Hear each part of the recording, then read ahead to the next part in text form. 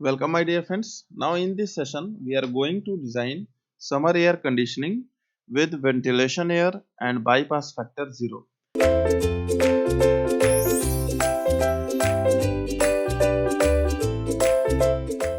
तो चलिए डिजाइन एक बार करते हैं एंड आफ्टर दैट यहाँ पे स्टेप आपके क्या होंगे।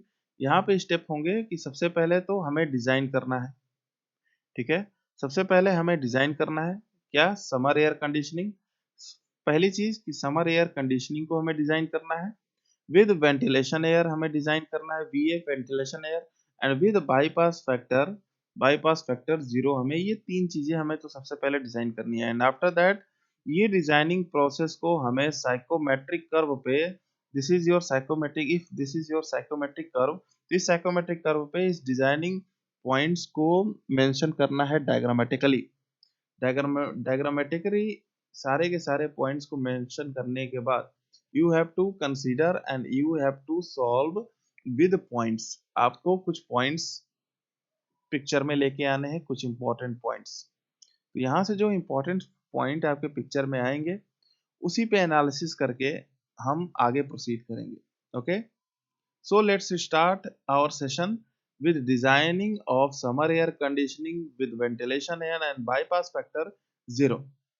ओके, तो चलिए हम इसको डिजाइन करते हैं। तो यहाँ पे देखो, यहाँ पे अगर देखते हो तो चलो सबसे पहले तो हम डिजाइनिंग करेंगे। तो इस तरीके से हम डिजाइनिंग करते हैं। Okay, this will be your room, this will be your room, okay ना, this will be your room. Okay, all right, this will be your room and here this will be your AC। okay, this will be your AC। ये है आपकी AC। Okay, ये है आपकी AC and then यहाँ पे आपको ventilation maintain करना है, यानी कि एक मिक्सचर बॉक्स भी आपको लगाना पड़ेगा। So this will be your mixture box and again इस साइकिल को करो अब क्लोज। इस साइकिल को आपने किया क्लोज, इस तरीके से इस साइकिल को किया क्लोज। अब आपको वेंटिलेशन रखने के लिए बाहर से भी कुछ एंट्री करानी पड़ेगी फ्रेश एयर की। तो फ्रेश एयर की बाहर से जब आप एंट्री कराते हो तो ये mass of vapour from outlet है, दैट मीन्स आउटलेट को मैं ओ से दिखा रहा हूँ। This is your outside, outside condition, और वो कंडीशन आपकी एयर की कुछ भी हो सकती है। ठीक है, तो ये am not is your outside air. ठीक है, आउटसाइड एयर है। इज इट ऑल राइट और नॉट? ठीक है, तो ये आउटसाइड कंडीशन है, आउटसाइड एयर है। ओके, अब ये आउटसाइड जो एयर है दैट मीन्स ये आपका आउटसाइड एटमॉस्फेरिक एयर है या फिर ये आउटसाइड मॉइस्ट एयर है।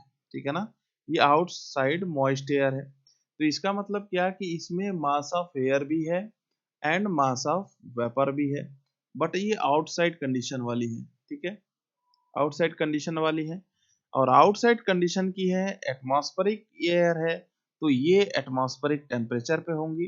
ठीक है, ये एटमॉस्फेरिक टेम्परेचर पे होगी या फिर मैं इसको टी नॉट से मेंशन करूंगा और इस टेम्परेचर को मैं कितना लिखूंगा, 27 degree centigrade. Is it all right not? That means ये जो आपका आउटसाइड एटमॉस्फेरिक एयर है ये कैसा होगा, ये हॉट होगा।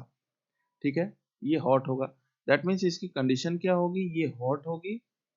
ओके, फर्स्ट वन थिंग, इसका टेम्परेचर कितना होगा, टी नॉट होगा। ये इतना आपको अभी पिक्चर में आया। ठीक है, उसके बाद सपोज दैट मैं डायरेक्टली अभी इसको ट्रांसफर कर रहा हूँ अपने एसी में, ये इस तरीके से इसको डायरेक्टली मैं ट्रांसफर कर रहा हूँ। ठीक है, and that will be our point number first. Okay, and this will be our AC. Okay, and यहाँ पे क्या है, यहाँ पे आपका कूलिंग कॉइल है, this is our cooling coil. Okay, this is our cooling coil. Cooling coil है तो मैं इसको इस तरीके से मेंशन कर रहा हूँ। ये फोर्थ पॉइंट है, ये वन पॉइंट है। अब ये फोर्थ एंड वन पॉइंट है क्या चीज, इसके बारे में हम देखते हैं।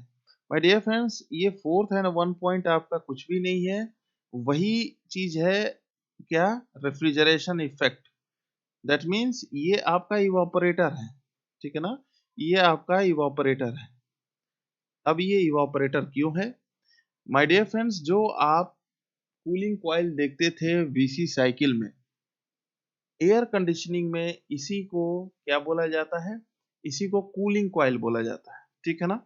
अगर वीसी साइकिल अगर आप ड्रॉ करो, अगर वीसी साइकिल अगर आप ड्रॉ करते हो, तो यहाँ पे कंडेंसर आप इंस्टॉल करते हो, यहाँ पे आप कंप्रेसर, यहाँ पे थ्रॉटल वाल्व एंड यहाँ पे इवापोरेटर आप इंस्टॉल करते हो। ये इवापोरेटर में कुछ भी नहीं रहता, आपका कूलिंग कॉइल ही रहता है, ठीक है ना। और इस तरीके से रिवर्स डायरेक्शन में अपने साइकिल को आप फ्लो करा देते हैं, इस तरीके से रिवर्स डायरेक्शन में साइकिल को फ्लो करा देते हैं। इतना करते हैं, तो यहाँ पे ये जो फोर्थ पॉइंट है ये 1 पॉइंट है, तो वही मैं फोर्थ एंड 1 पॉइंट मैंने मेंशन किया है।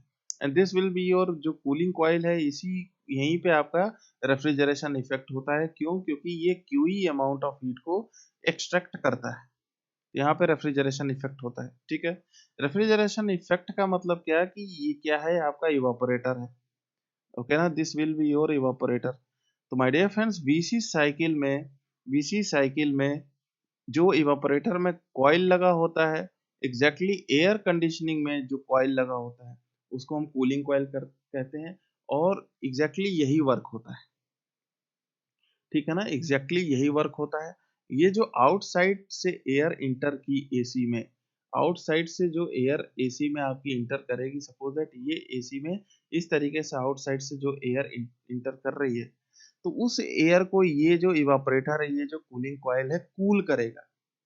मतलब उस एयर में से हीट को ये एक्सट्रैक्ट करेगा, खींचेगा अपने तरफ क्यूई के फॉर्म में, इसीलिए यहाँ पे रेफ्रिजरेशन इफेक्ट डेवलप होगा। और ये आपका कूल एयर बिल्कुल कूल हो जाएगा। एयर आपका बिल्कुल कूल होने के बाद ये कहाँ पे सप्लाई होगा, ये रूम में सप्लाई होगा। दैट मीन्स इंटरनल कंडीशन पे ये रूम में सप्लाई होगा। That means this will be your inside condition. Inside condition ये आपकी है, ठीक है। इनसाइड कंडीशन का मतलब क्या, कि यहाँ पे मास ऑफ आई कंसीडर किया जाएगा आपका कूल्ड एयर का। दैट मीन्स ये क्या है, अब आपका इनसाइड एयर है, ठीक है, इनसाइड एयर है। इसकी अब कंडीशन क्या होगी, इसमें mass of dry air and mass of water vapour रहेंगे, लेकिन ये इनसाइड के कंडीशन पे रहेंगे।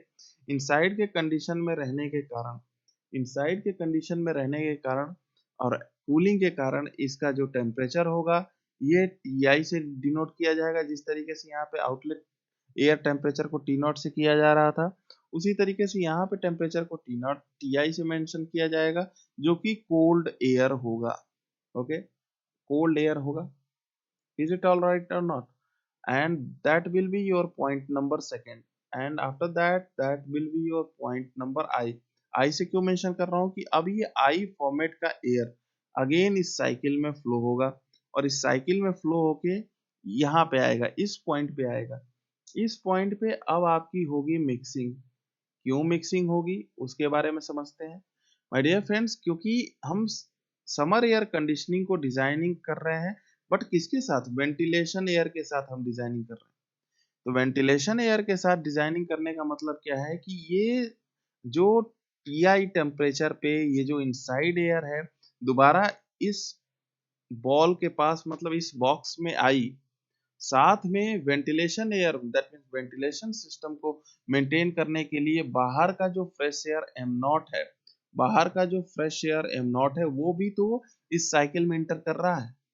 इनसाइड एयर तो साइकिल में, एम आई तो साइकिल में यहाँ बॉक्स में इंटर कर ही रहा है, बट साथ में ये एम नॉट भी, साथ में ये एम नॉट भी इस बॉक्स में इंटर कर रहा है। दैट मीन्स यहाँ पे हो रही है मिक्सिंग। अब देखो यहाँ पे भी एक बार क्या होगा, कूलिंग होगा, क्योंकि ये देखो ये कूल एयर यहाँ पे आ रहा है और यहाँ से हॉट एयर अंदर जा रहा है। तो मतलब इस हॉट एयर का अब क्या होने वाला है, इस हॉट एयर का कूलिंग होने वाला है, एंड साथ में डीह्यूमिडिफिकेशन भी होने वाला है, डीह्यूमिडिफिकेशन भी होने वाला है। अब ऐसा क्यों होने वाला है, क्योंकि यहाँ से जो एयर सर्कुलेट होके इस बॉक्स में जा रहा है, इस रूम से जो एयर एग्जिट होके इस बॉक्स में जा रहा है, ये डीह्यूमिडिफाई, दैट मीन्स ये ड्राई नेचर का हो चुका है, और यहाँ से वेट नेचर का या फिर वेपर नेचर का या फिर मॉइस्ट एयर इंटर कर रहा है। तो इस मॉइस्चर को ये क्या करेगा, एब्जॉर्ब करेगा, क्योंकि ड्राई एयर है। तो यहाँ पे कूलिंग के साथ साथ डीह्यूमिडिफिकेशन भी होगा। Again after the mixing of this M not and M I, and जब मिक्सिंग हैपेंड हो जाएगी and then after the cooling and humidification effect again वो अब दूसरी बार जो साइकिल होगा वहां पे mass of outlet and mass of inlet अब इस एसी में एंटर करेंगे। अब जब दूसरी बार साइकिल सपोज दैट ये एक बार साइकिल सर्कुलेट किया एंड दूसरी बार जब सर्कुलेट ये जो फर्स्ट बार सर्कुलेट साइकिल करेगा तो वहां पे केवल एम आई ही पूरा का पूरा सर्कुलेट होगा। लेकिन जब दूसरी बार ये साइकिल सर्कुलेट करेगा तो दूसरी बार एम नॉट एंड एम आई साथ में सर्कुलेट करेंगे। एम नॉट एंड एम आई अब साथ में सर्कुलेट करेंगे दूसरी बार, ठीक है ना। दूसरी बार M not and M I circulate करेंगे अब इस साइकिल में। तो यहाँ पे आप ऑब्जर्व करो, suppose that for the example 90% और 80% आपका एम आई है एंड 20% आपका क्या है, 20% आपका फ्रेश एयर है जो कि हॉट एंड कंडीशन है। तो फर्स्ट बार के साइकिल में ये एम आई ही आपका क्या था, फर्स्ट बार के साइकिल में ये एम आई ही आपका एम नॉट था, एम नॉट आफ्टर कूलिंग ये एम आई बना था, ठीक है ना, ऐसा हुआ था। तो फर्स्ट बार ये आपका इवोपरेटर 100% वर्क किया था। क्यों 100% वर्क किया था, क्योंकि ये जो एम नॉट था फर्स्ट बार जो साइकिल में जो आपका एम नॉट था वो एम नॉट एम आई में कन्वर्ट होने के लिए ये इवोपरेटर ने बहुत ज्यादा अमाउंट में हीट को एक्सट्रैक्ट किया था। दैट मीन्स यहाँ पे इलेक्ट्रिसिटी का भी कंजप्शन, इलेक्ट्रिसिटी का कंजप्शन भी बहुत ज्यादा हुआ था। But second time 80% cool air होने के कारण और केवल 20% ही hot air that means M nought के होने के कारण, 20% ही एम नॉट के होने के कारण अब सेकेंड टाइम आपका इवापोरेटर क्या करेगा, कम वर्क करेगा, कम हीट को एक्सट्रैक्ट करेगा, क्योंकि पहले से ही एयर आपका कूल है, पहले से ही इतना अमाउंट में एयर आपका कूल है। तो इतना अमाउंट में एयर आपका कूल होने के कारण अब सेकेंड टाइम आपका इवापोरेटर कम वर्क करेगा। दैट मीन्स सेकेंड टाइम आपका जो इलेक्ट्रिसिटी का कंजप्शन होगा वो बहुत ही कम होगा, ठीक है ना। तो इसलिए हमें वेंटिलेशन को मेंटेन करना पड़ता है कि हमारा इलेक्ट्रिसिटी भी कम कंज्यूम हो, साथ में फ्रेशनेस भी रहे और साथ में हमारा जो सिस्टम है काफी इफेक्टिव वर्क करे।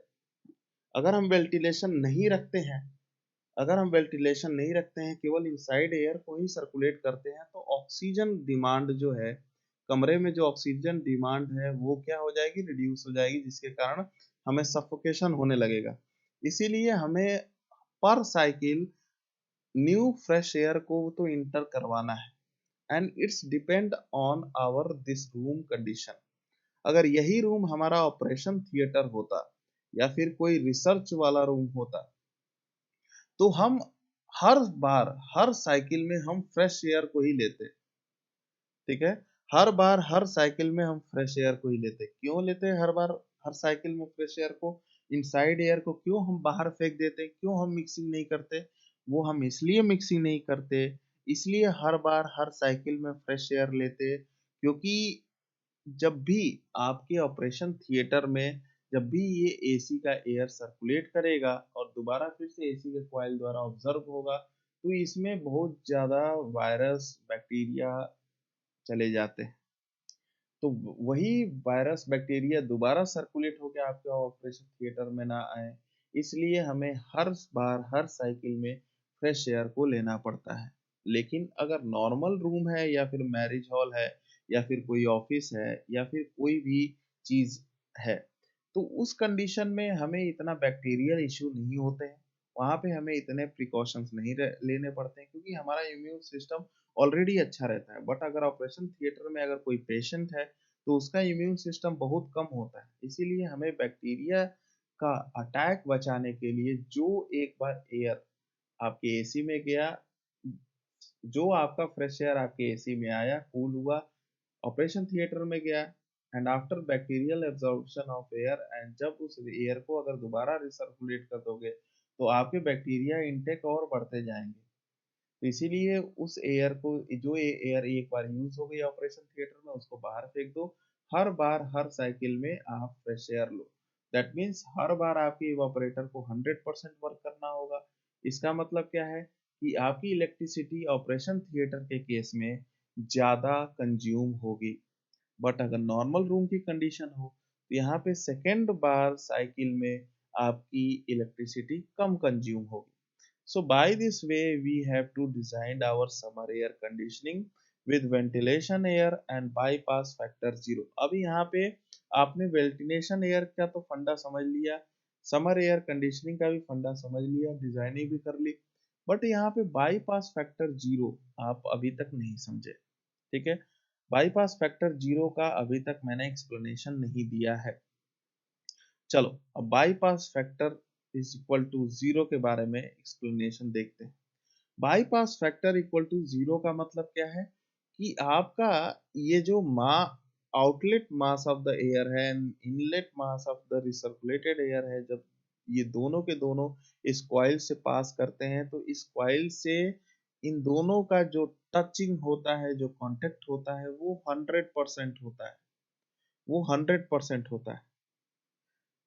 मतलब जितना, सपोज दैट यहाँ पे अगर ये सर्कुलेटेड एयर जो है, ये एमआई सर्कुलेटेड एयर है, अगर सपोज दैट यहाँ पे ये 0.8 kg है एंड फ्रेश एयर आप ले रहे हो 0.2 kg, दैट मीन्स यहाँ पे ये जो 1 kg of our recirculated and fresh air का जो मिक्सचर है, वो जब आपके इस कॉइल से पास कर रहा है तो 100% इस कॉइल में टच होके पास कर रहा है। ओके ना, कोई भी अनकॉन्टेक्टिंग पार्टिकल्स यहाँ पे नहीं है, 100% आपका ये एयर मिक्सचर कांटेक्ट होते हुए इस कूलिंग कॉइल से पास कर रहा है। इसका मतलब क्या कि कोई भी वेस्टेज ऑफ एनर्जी नहीं हो रही है। और अगर वेस्टेज ऑफ एनर्जी नहीं हो रही है, बाईपास फैक्टर आपका होता क्या है? बाईपास फैक्टर आपका वेस्टेज ऑफ एनर्जी होती है, वेस्टेज ऑफ एनर्जी होती है and divided by total energy होती है। इज इट राइट ना? बाईपास फैक्टर को किस तरीके से देखते हो? अगर ये आपका कूलिंग कॉइल है टीएस से एंड ये आपका mixture of air, that means ये टी1 से मैं अगर डिनोट करूँ या फिर मैं इसको T not plus T I से अगर मैं डिनोट करता हूँ, तो ये इनलेट कंडीशन है, ये कॉइल की कंडीशन है। तो अगर आपका 100% कॉन्टेक्ट ना हो, अगर आपका 100% ना कॉन्टेक्ट हो, इसका मतलब क्या कि ये पूरा का पूरा आपके इस कूलिंग कॉइल से टच नहीं होंगे। अब पूरा टच ना होने के कारण आपका पूरा का पूरा ये मिक्सचर आपका कूल नहीं होगा, इस पॉइंट तक आके कूल होगा। That means T not plus T I को मैं क्या लिख सकता हूँ, यहाँ पे सी लिख सकता हूँ। मतलब कितना पोर्शन कूल नहीं हुआ, कितना पोर्शन इफेक्टिव नहीं रहा, इतना पोर्शन इफेक्टिव नहीं रहा, दैट मीन्स इतना एनर्जी वेस्ट चली गई। तो इसी को मेंशन किया जाता है। दैट मीन्स किस तरीके से, T S minus this T not minus T I cooling, इसी से मेंशन किया जाता है। उसके बाद टोटल एनर्जी को आपको लिखना पड़ता है। That means T S minus आपको ये inlet condition, that means T not minus T I eight inlet condition, आपको इस तरीके से मेंशन करना पड़ता है। तो अगर बाईपास फैक्टर आपका 0 है, इसका मतलब 100% ऑफ यूटिलाइजेशन ऑफ एनर्जी है, no any waste of energy है। अगर no any waste of energy हुई तो इसका मतलब क्या कि इसके जगह पे 0 रखोगे, मतलब बाईपास फैक्टर आपका 0 हो जाएगा। तो बाईपास फैक्टर 0 का डिजाइनिंग करने का मतलब क्या है कि 100% ये जो mass of outlet air and mass of this recirculated air का जो मिक्सचर है, ये 100% अपने कूलिंग कॉइल से टच होके जा रहा है, मतलब 100% कूलिंग कॉइल का इफेक्ट इस एयर के लिए हो रहा है। इज इट ऑल राइट और नॉट? ओके, तो इतना ब्रीफली इस सिस्टम को हमने समझा। अब इस सिस्टम को हम अपने कैलकुलेशन के लिए क्या करेंगे, साइकोमेट्रिक कर्व पे इसको ड्रॉ करेंगे। ठीक है, साइकोमेट्रिक कर्व पे इसको अब हम ड्रॉ करने वाले हैं। ठीक है, तो चलिए साइकोमेट्रिक कर्व पे इसको एक बार ड्रॉ करते हैं। Okay, so suppose that this is your, suppose क्या करना है, of course this is your what, this is your specific humidity line and this will be your dry bulb temperature, this will be your, okay, dry bulb temperature and this, ये इतनी चीजें हैं। ठीक है ना, ये इतनी चीजें हैं and this will be your saturation curve, ये आपका saturation कर्व है। ठीक है, ये आपका saturation कर्व है, जिसको डिनोट किससे करना है, जिसको 5 से डिनोट करना है, दैट मीन्स 100%।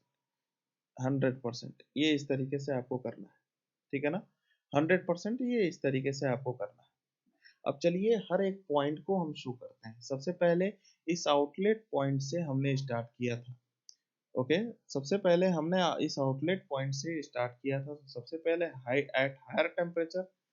हायर टेम्परेचर हम सबसे पहले तो अपने एयर को लेंगे, ठीक है। हायर टेम्परेचर मैं क्यों इसको बोल रहा हूँ, यहाँ पे आप देखो, हायर टेम्परेचर मैं इसलिए इसको बोल रहा हूँ कि यहाँ पे अगर आप ऑब्जर्व करोगे तो ये बिल्कुल हायर टेम्परेचर है T0। This is your outlet air temperature, जिसकी ह्यूमिडिटी भी बहुत ज़्यादा है, ठीक है, जिसकी ह्यूमिडिटी भी बहुत ज़्यादा है। ये है आपकी स्पेसिफिक ह्यूमिडिटी वाली लाइन। एंड ये है आपकी dry bulb temperature. Dry bulb temperature क्या होता है, ड्राई बल्ब टेम्परेचर वही आपका external condition, that means atmospheric temperature बताता है इन डिग्री सेंटीग्रेड। ओके, तो ये है आपका outlet point. Okay, and after that and after that again अब आपको करना है इस आउटलेट एयर को, अब आपको किस में भेजना है, अब आपको भेजना है कहाँ पे, इनसाइड, इस रूम में इस रूम में आपको भेजना है। तो चलिए इस रूम में आपने भेजा, दैट मीन्स अब इस एयर का टेम्परेचर रिड्यूस हो गया, कहाँ आ गया, Ti तक आ गया, ठीक है। इस डायरेक्शन में टेम्परेचर इंक्रीज करता है और इस डायरेक्शन में टेम्परेचर डिक्रीज करता है, ओके ना। एंड हियर आपका टेम्परेचर इंक्रीज करता है, मतलब ये अब यहाँ पे Ti आ चुका है, टेम्परेचर मतलब इतना डिक्रीज हो गया after this coil effect. Okay, अब अगेन इस वन पॉइंट, ये है आपका वन पॉइंट जहाँ पे मिक्सचर हो रहा है, ठीक है ना। यहाँ पे आपका मिक्सचर हो रहा है, दैट मीन्स रीसर्कुलेटेड एयर इस पॉइंट पे कहीं से आ रहा है, इस पॉइंट पे कहीं से इस तरीके से रीसर्कुलेटेड एयर आ रहा है। एंड कहाँ से आ रहा है, इस 2 पॉइंट से आ रहा है, ठीक है। तो 2 पॉइंट को मेंशन करोगे यहाँ पे और इसका डायरेक्शन आप दिखाओगे ये इस तरीके से, इसका डायरेक्शन आप दिखाओगे, रीसर्कुलेटेड एयर है तो आप इस तरीके से रिसर्कुलेशन को मेंटेन करोगे, इस तरीके से रिसर्कुलेशन को मेंटेन करोगे, मतलब आप इस तरीके से रखोगे सारी चीजों को। अब देखो यहाँ पे सारा का सारा रिसर्कुलेशन होना शुरू हो चुका है, ये इस डायरेक्शन में है, ठीक है। तो यहाँ पे ये है पूरा कर्व किसका, summer air conditioning with ventilation air and bypass factor 0। This will be your point number second, this will be your I, this will be your one point. One point क्या है, ये है आपका वन पॉइंट जहाँ पे mixture हो रही है, या फिर इसको भी बोलो वन पॉइंट, यहाँ पे मिक्सचर हो रही है। ये है आपका इनलेट कंडीशन, ये है आपका कूलिंग कंडीशन। ओके, तो इस तरीके से आप साइकोमेट्रिक कर्व पे आप इस पूरे के पूरे सिचुएशन को शो करोगे। अब इस पूरे के पूरे सिचुएशन को अपने साइकोमेट्रिक कर्व पे शो कर दिया, and after that you have to mention all the things. अब सारे के सारे थिंग्स को आप मेंशन करोगे तो माय डियर फ्रेंड्स यहाँ पे पूरा का पूरा जो रीजन है 1 पॉइंट से लेके 2 पॉइंट तक, इसको क्या बोला जाएगा, इसको बोला जाएगा grand sensible heat factor line. इसको क्या बोला जाएगा, grand sensible grand sensible heat factor line, grand sensible heat factor line इसे बोला जाता है, ठीक है। दैट मीन्स इसको कैसे बोलोगे, GSHF, आप GSHF इसे बोलोगे, ठीक है ना।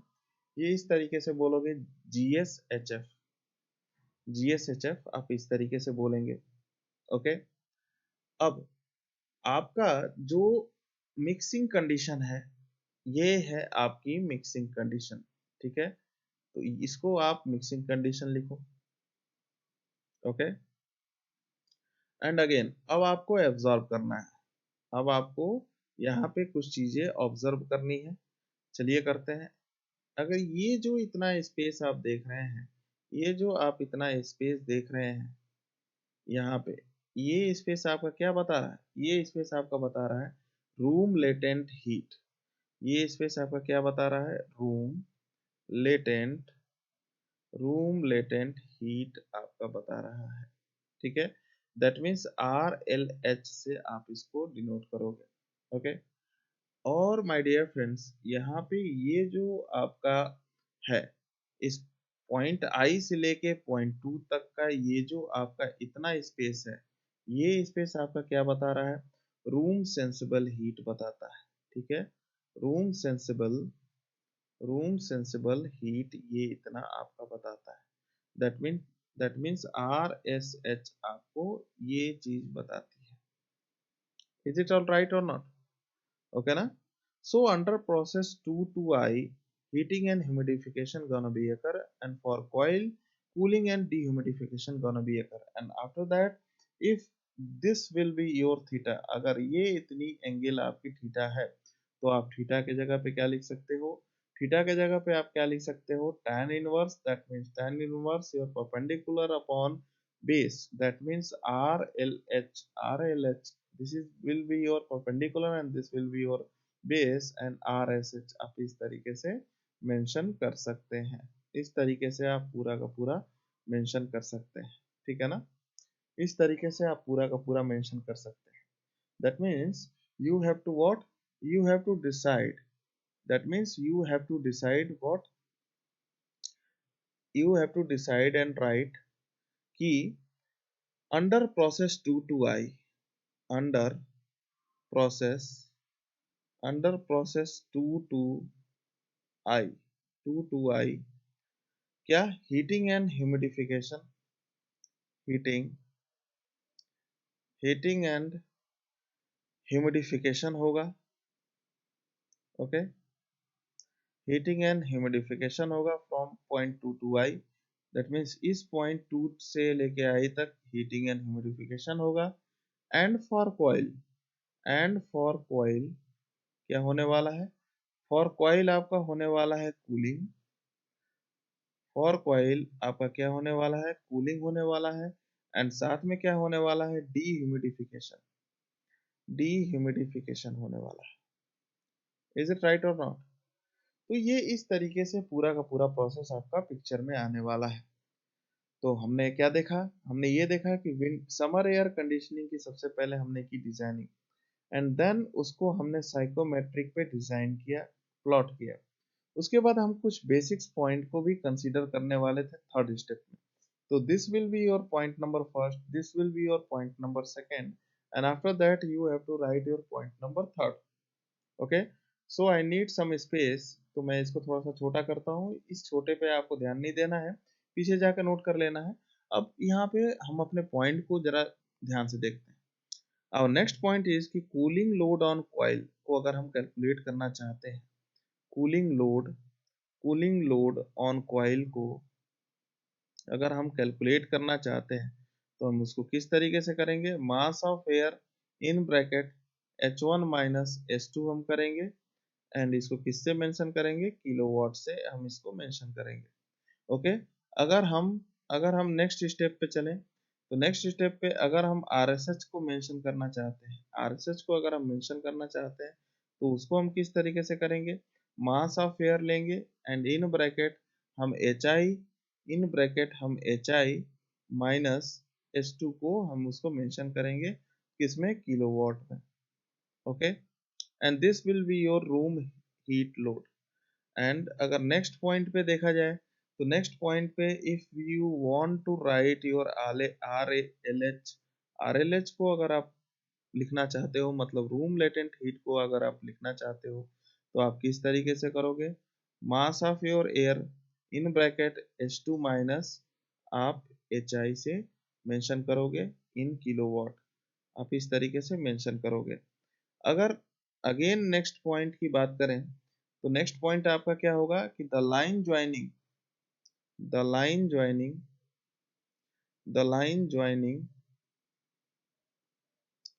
entry and exit condition of entry and exit entry and exit condition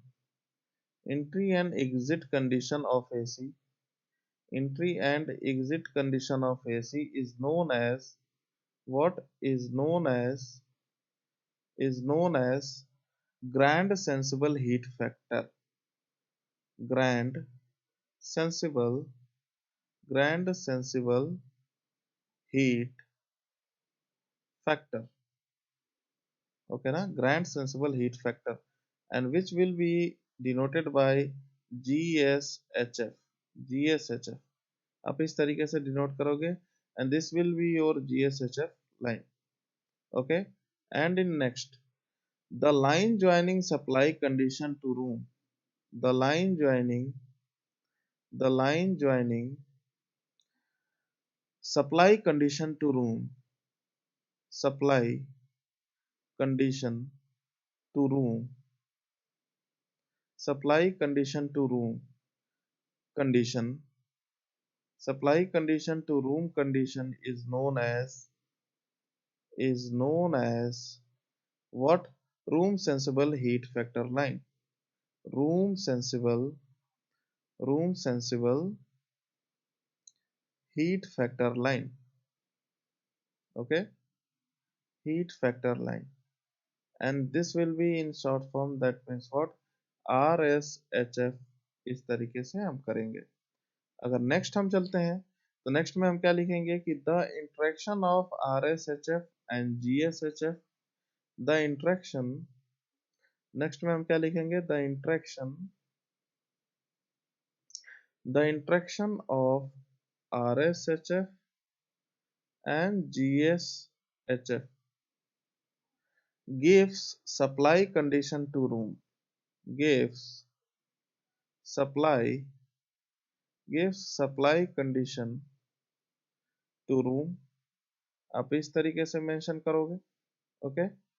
and if your bypass factor is 0, and if your bypass factor is 0, तो अब आपके इस केस में ये जो डायग्राम मैंने यहाँ प्लॉट किया है वो किस तरीके से बनेगा उसको एक बार देख लेते हैं कि अगर हमारा बाईपास फैक्टर 0 हो जाए तो उस कंडीशन में हमारा डायग्राम किस तरीके से बनने वाला है ओवर आवर साइकोमेट्री, ओके। तो यहाँ पे अगर आप देखते हो तो यहाँ पे आपका जो ये पूरा सिस्टम बनने वाला था ये काफी क्लोजर बनेगा इस तरीके से, that will be your point number 1, that will be your point number I, that will be your point number 2, and that will be your point number 0, and इसको थोड़ा सा और फर्दर प्रोसीड करो तो that will be your point number S, and इस ये S कौन सा पॉइंट है, इस कूलिंग कॉइल का टेम्परेचर है, मतलब यहाँ पे 2 पॉइंट भी आपका है और S पॉइंट भी यहाँ पे है, बट अगर बाईपास फैक्टर अगर 0 हो जाए तो उस कंडीशन में अगर बाईपास फैक्टर आपका नॉट 0 हो, बाईपास फैक्टर आपका नॉट 0 हो तो उस कंडीशन में ये कूलिंग कॉइल का पॉइंट और इस सेकंड वाला पॉइंट टोटली डिफरेंट हो जाएंगे। अगेन अगर बाईपास फैक्टर 0 होता है, अगेन हम नेक्स्ट स्लाइड पे देखेंगे कि अगर बाईपास फैक्टर हमारा 0 होता है तब क्या केस बनने वाला है, बाईपास फैक्टर अगर 0 होने वाला है तब किस तरीके से साइकोमेट्री पे डिजाइन बनेगा, एंड अगर बाईपास फैक्टर हमारा 0 नहीं होगा तो तब कैसा हमारे साइकोमेट्रिक पे ग्राफ बनेगा, ठीक है ना। तो उसके बारे में एक बार एनालाइज करते हैं। तो यहाँ पे देखो, यहाँ पे जरा एक बार देखो कि this will be your what, this will be your psychometric chart, okay. ये है आपका साइकोमेट्रिक चार्ट। अगेन यहाँ भी आप क्या करोगे, ये है आपका साइकोमेट्रिक चार्ट, ये है आपका साइकोमेट्रिक चार्ट, ये इस तरीके से है, ठीक है ना। यहाँ पे आपने बनाया सैचुरेशन कर्व, यहाँ पे आपने क्या बनाया, सैचुरेशन कर्व बनाया, इस तरीके से सैचुरेशन कर्व बनाया। अगर बाईपास फैक्टर 0 होता है तो उस कंडीशन में आपका डायग्राम किस तरीके से बनने वाला है, उस कंडीशन में आपका डायग्राम कुछ इस तरीके से बनने वाला है, इस तरीके से आपका डायग्राम बनने वाला है, ठीक है ना। इस तरीके से आपका डायग्राम बनने वाला है, इस तरीके से, ओके। इस तरीके से आपका डायग्राम बनने वाला है, यहाँ पे इस तरीके से सर्कुलेशन आप दिखाओगे, इस तरीके से आप सर्कुलेशन दिखाओगे, इज इट राइट और रॉन्ग, ठीक है। that will be your outlet condition, that will be your point number first, that will be your I, and that will be your second point and cooling coil temperature। इस तरीके से दिखाओगे। But अगर bypass factor अगर आपका zero नहीं हुआ तो उस केस में कैसा डायग्राम बनेगा, उसके बारे में जरा एनालिसिस हम करते हैं कि उस केस में कैसा डायग्राम बनने वाला है। तो उस केस में आपका जो डायग्राम बनेगा वो आपका कुछ इस तरीके से बनेगा। that means that will be your point number I, that will be your point number O, okay, okay, right or not, and this and this, and that will be your point number second, and that will be your point number one, and here your what, here your this point, this cooling coil point। ठीक है ना, यहाँ पे आपकी cooling coil point picture में आएगी। कोई problem? अगर आपका बाईपास फैक्टर जीरो होता है, ठीक है ना, अगर आपका बाईपास फैक्टर जीरो होता है तो ये कूलिंग कॉइल टेम्परेचर और साथ में ये जो आफ्टर मिक्सिंग आफ्टर एसी जो पॉइंट था वो दोनों एक पे लाई करेंगे। लेकिन अगर बाईपास फैक्टर आपका जीरो नहीं होता है तो आपकी वेस्टेज ऑफ एनर्जी होगी। तो कूलिंग कॉइल का टेम्परेचर बहुत कम रहेगा, but after cooling your air mixture gonna be at that some temperature, मतलब इसका टेम्परेचर थोड़ा सा ज्यादा रहेगा, मतलब वेस्टेज ऑफ एनर्जी होगी। तो इस तरीके से एनालाइज करना पड़ता है, इस तरीके से हमें एनालिसिस करनी पड़ती है। ठीक है। And now my dear friends, this will be your end of designing of summer air conditioning with ventilation air and bypass factor 0। यहाँ पे आपकी ये जो डिजाइनिंग है फिनिश होती है। अब नेक्स्ट लेक्चर में हम स्टडी करने वाले हैं apparatus ड्यू पॉइंट टेम्परेचर के बारे में। ठीक है। नेक्स्ट लेक्चर में apparatus ड्यू पॉइंट टेम्परेचर होता क्या है, उसको डिनोट कैसे करते हैं, उसको किस तरीके से डेवलप करते हैं और साइकोमेट्रिक चार्ट पे किस तरीके से उसको शो करते हैं, उसका कैलकुलेशन कैसे होता है, उस केस में बाईपास फैक्टर किस तरीके से कैलकुलेट किया जाता है, उसका standard formula in terms of temperature, in terms of enthalpy, in terms of specific humidity किस तरीके से होता है, उसके बारे में देखेंगे। And that will be our next lecture. Okay, that will be our next lecture, and this is our lecture over apparatus dew point temperature। तो नेक्स्ट लेक्चर में हम स्टडी करेंगे apparatus dew point temperature के बारे में। सो तब तक के लिए all the best for your examination. Have a nice day and thank you.